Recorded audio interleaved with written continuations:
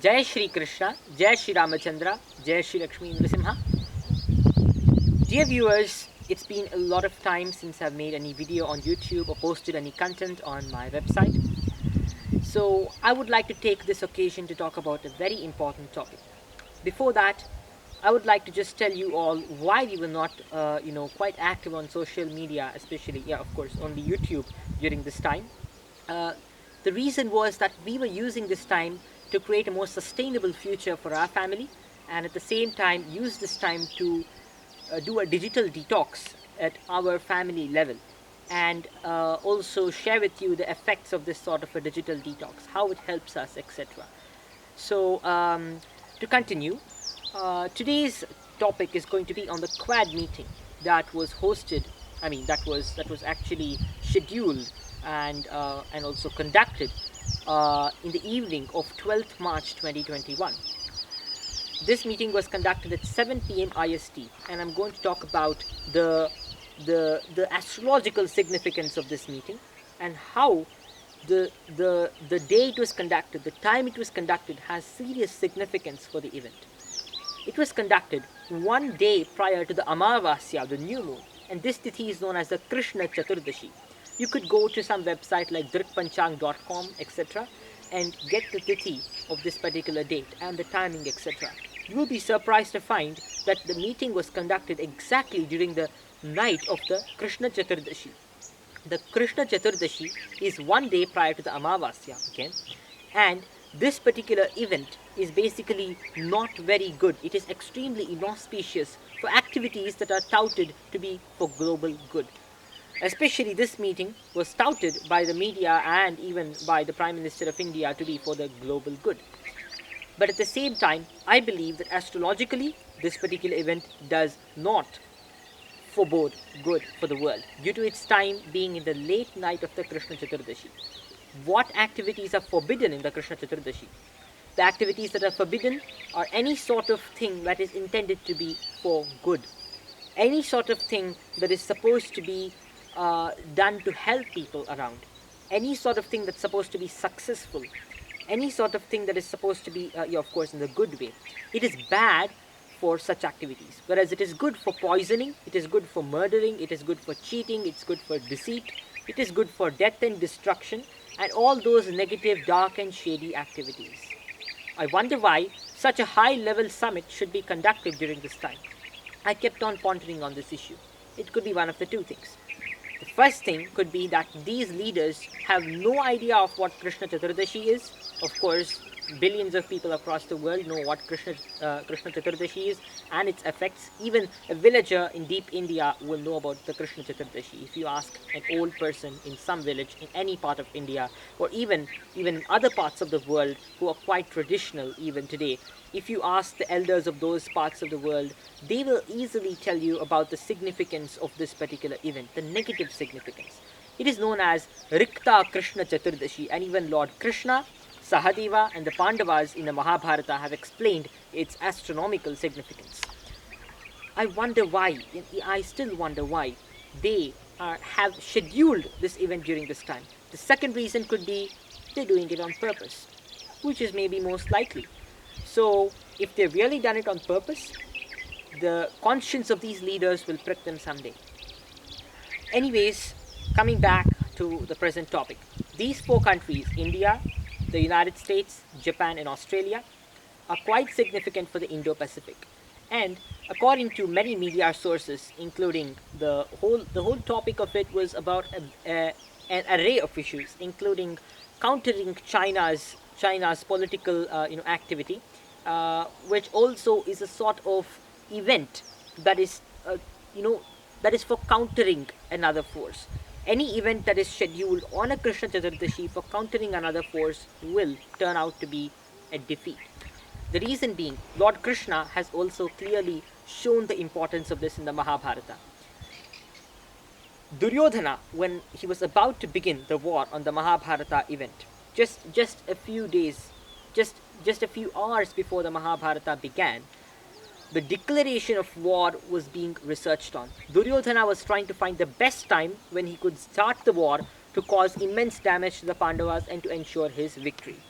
That was his vision. Therefore, he had to consult a very good astrologer to get the right time to be able to defeat the Pandavas. When he asked Dronacharya on who could be the best choice for telling him about this, Dronacharya told that Sahadeva, one of the Pandavas he was going to fight against, would be very good as an option, as an astrologer, to predict which time would be the best for Duryodhana to win the war. Duryodhana was shocked. My goodness, why should I go and consult my enemy on the time when I will be successful, about the time when I will be successful to win a war against my own enemy? So why should I consult an astrologer who is my enemy, who I am going to wage a war against?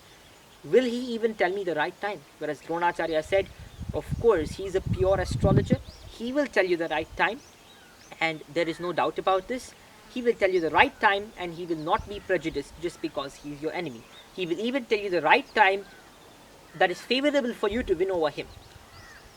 And yes, Duryodhana went and consulted Sahadeva, and Sahadeva, one of the 5 great Pandavas, who was true to his words, true to his signs. He had just taken bath early in the morning and had come to do his Navagraha Puja. And that's when Duryodhana asked him this question. When will I, please give me the time when I can start the war to be successful against the Pandavas. Sahadeva started his calculation and told Duryodhana that the Amavasya, the new moon, is the perfect time to start something, a war in which you will be successful. Other things are not very good on the Amavasya, but starting a war is successful. And the Krishna Chaturdashi, which I'm talking about, is a time when everything becomes unsuccessful, including the declaration of a war or any significant event, significant global event. That time, Mahabharata was one of the biggest wars ever, with the utilization of big nuclear weapons and sonar weapons, and a lot of advanced technology we can't even dream of now was being utilized in that particular war. It was going around somewhere around 3000 BC. And coming back to the topic, this particular event was just about to happen, and Sahadeva told him to begin the war at the time of Amavasya. Lord Krishna was then informed of this, that Sahadeva has given the right date and the right time to defeat the Pandavas. Lord Krishna, who is always the friend of those who do righteous activities, and in this case they were Pandavas who were doing righteous deeds and who were on the right side of the war, Lord Krishna decided to support them and told the Pandavas, please do not worry, I will take care of things. And he went to the river where they do the Tarpana and gave the water to the ancestors during the Krishna Chaturdashi. This is the wrong time for giving the water according to our Shastras. But Lord Krishna gave the Tarpana during this time. There are varieties of stories that come after this, but I would like to quote one of them that I have read in the Mahabharata and even in other scriptures and different allied treatises of the Mahabharata. And this particular version says that Lord Krishna offered the Tarpana there, and the sun and the moon came there to witness the Tarpana being offered at the wrong time, and immediately an Amavasya occurred. So Lord Krishna brought about a magical Amavasya during that time, and automatically he began the war. So it was an Amavasya, and the war began, and the Pandavas won, as we all know. The Amavasya was the secret behind success, and Krishna Chaturdashi was actually the reason, could have been the reason for the failure. So this Krishna Chaturdashi, being such a powerful event, should not have been chosen for such a very important meeting. And it's either going to result in defeat, or it's going to be for some dangerous purpose to humanity. Only poisoning, death, divorce, murder, all those separating activities, emptiness, etc. are successful during this time. Well, dear viewers, it's up to you in deciding what exactly, in thinking or trying to understand what exactly would have been meant by this event. But anyways, that's not in our hand. We can't tell the prime ministers and presidents of different countries to schedule meetings at appropriate astrological times for the benefit of humanity. All we can do is keep our own homes, our own families in a positive manner during these times. My suggestions according to the Vedic Shastras for all of you during this time would be that during the Krishna Chaturdashi, during any Amavasya, during an eclipse or any particular event that is supposed to be extremely filled with negative vibrations, we need to fill that event, that time, with positive vibrations. If we do it together, we can make a positive difference in this world. Such positive activities including praying during this time, thinking positive during this time, spreading awareness and positivity during this time, helping others come out of depression during this time, teaching children Bhagavad Gita and singing Bhagavad Gita. If you're from a different religion like Islam or Christianity, it doesn't matter, because God is not differentiated by religion. We just call him in different sweet names in different languages. You could teach your child Quran, you could sing the Quran if you're from Islam, you could sing any particular stotra if you're from different pacts and parts of Hinduism or Sanatana Dharma. The Vedic chanting is supposed to be of the highest order because it has wonderful syllables. But of course, if you're belonging to Christianity, you could also read out verses of Bible, and they are very good for you all. If you're part of Sikhism, you could read out the Gurbani or many other ancient wonderful treatises during this time. They're all filled with positivity and goodness. And once you do this, your home will be lit up beautifully. Light a lamp during this time and never forget to chant prayers. And there are a lot of more rituals, but keep it simple, start simple, and let's be positive together and fight all the negativity that comes across us. Thank you. Jai Shri Krishna, Jai Shri Ramachandra, Jai Shri Lakshmi Nrasimha, Satyameva Jayate.